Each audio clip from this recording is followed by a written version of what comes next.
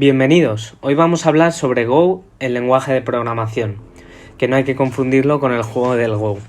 Este de aquí abajo es la mascota icónica del lenguaje, también creada por Google, y es un icónico topo de color azul.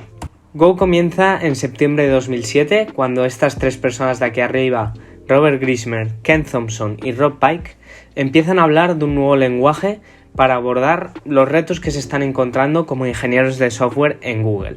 A los pocos días los objetivos ya se habían establecido y tenían una idea clara de lo que tenían que hacer.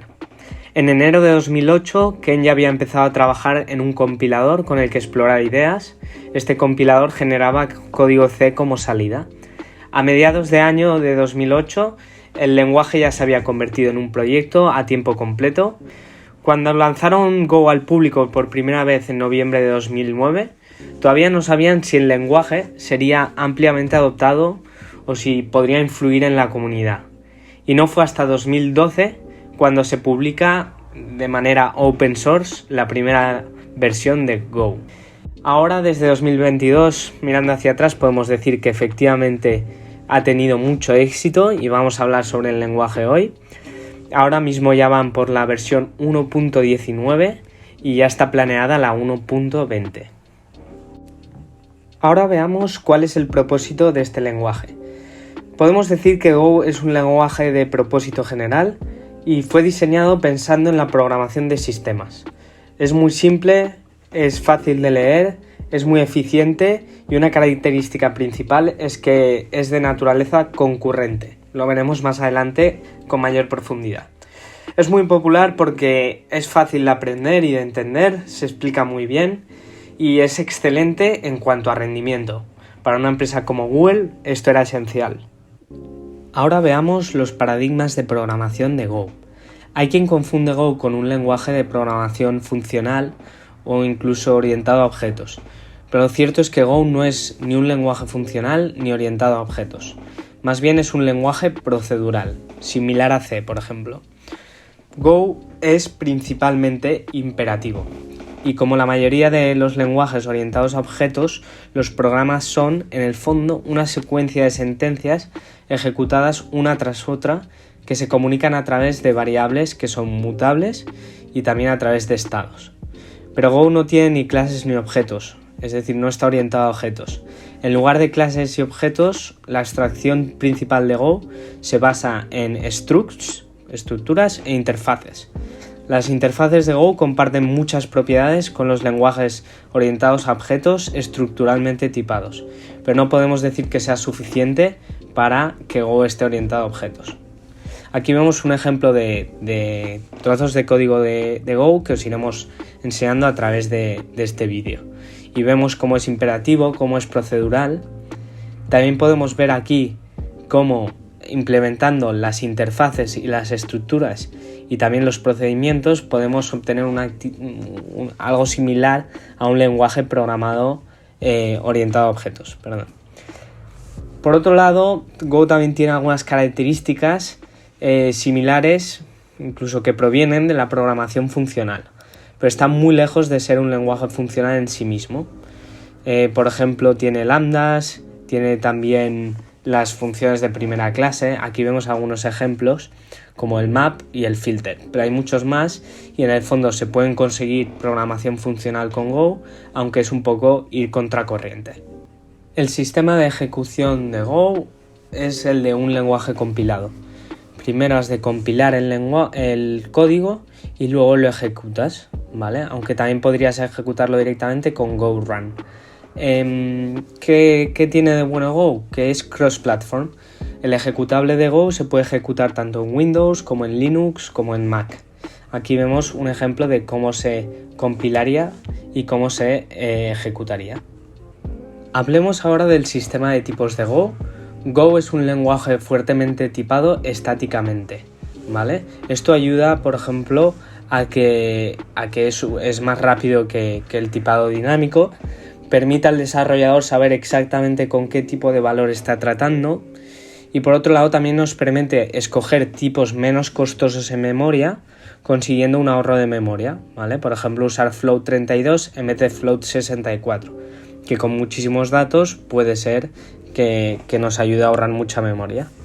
Vemos distintas formas de declarar o incluso inicializar variables, ¿vale? Recordemos que cuando inicializamos, por ejemplo, un int, ya no puede cambiar de tipo esa variable, y hay veces que se puede inicializar o declarar sin especificar el tipo y será interpretado en compilación, pero una vez interpretado ya no podrá cambiar más adelante. Hablemos ahora de otras características de Go, como por ejemplo la concurrencia, que es posiblemente la característica más famosa de Go. La concurrencia permite que el procesamiento se ejecute en paralelo sobre el número de núcleos disponibles en la máquina, en el servidor o en el ordenador donde se está ejecutando el programa. Aquí vemos que con simplemente esta sentencia Go podemos llamar a la función f, al procedimiento f, de manera concurrente en la máquina. Ya veis que es muy sencillo, y lo bueno es que esto fue hecho desde un inicio y esto favorece mucho a la rapidez del lenguaje. Otra característica principal es el recolector de basura, ¿vale? Go asume la responsabilidad de organizar el almacenamiento de las variables en Go. En la mayoría de los casos, un desarrollador no necesita preocuparse para nada de dónde se almacenan estas variables, porque debido a que la memoria es finita, pues debe administrarse con cuidado y reciclarse para evitar quedarse sin memoria mientras se ejecuta el programa. El trabajo de la implementación de Go con este recolector de basura es asignar y reciclar memoria según sea necesario, y funciona realmente bien. Veamos las principales aplicaciones de Go. Estas son las que publica Go o Google en la página web oficial, ¿vale? Cloud and Network Services, servicios en nube y en red. Por otro lado, Command Line Interfaces, interfaces de línea de comando. DevOps y Site Reliability, es decir, todo lo que sea ejecución en nube para grandes aplicaciones en web, alojada en sistemas, ¿vale? Y por último, Web Development. Entonces, para cada una de estas aplicaciones recomiendan paquetes populares, pero realmente se están extendiendo a muchas otras aplicaciones, ya que hemos dicho que es un lenguaje de propósito general. Vamos ahora a compararlo con lenguajes de programación similares. Go pertenece en su mayoría a la familia C, ¿vale? La sintaxis básica es muy parecida y los creadores eso es lo que dicen. También dicen que se inspiraron en la familia de Pascal, Modula y Oberon para declaración y paquetes, ¿vale? Y librerías.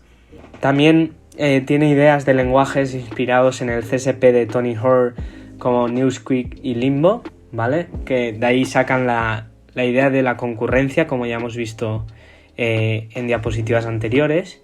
Pero sí que es verdad que recalcan los fundadores que es un lenguaje nuevo en todos los aspectos, ¿vale? Porque ellos ellos vieron que siempre tenían que elegir entre compilación eficiente, ejecución eficiente y facilidad de programación, que no podían obtener los tres a la vez al elegir un lenguaje de los que había. Entonces, ese fue su objetivo en Go, y publican estos gráficos que sitúan a Go en un punto intermedio entre velocidad, eficiencia y fast fun, ¿no? Facilidad, legibilidad, y por otro lado también dicen que el código es bonito, la sintaxis es bonita y que además es eficiente en concurrencia. Aquí vemos, por ejemplo, unas gráficas de la popularidad de los lenguajes de programación según un índice bastante famoso, y podemos ver que Go aquí en naranja no ha hecho nada más que crecer en popularidad, y además algo interesante es que no tiene tantos desarrolladores que la hayan aprendido, y entonces la demanda es mucho más alta, ¿vale? Y por eso están cobrando mucho los desarrolladores de Go. Y si os interesa, aquí vemos algunas de las empresas que están utilizando Go, proyectos incluso casi totalmente programados en Go, y vemos que son empresas muy grandes, punteras en tecnología, y que necesitan pues velocidad, necesitan también que sea entendible el código, y vemos que está cogiendo popularidad. Y eso es todo. Muchísimas gracias por vuestra atención. Espero que ahora sepáis mucho mejor qué es este lenguaje de programación.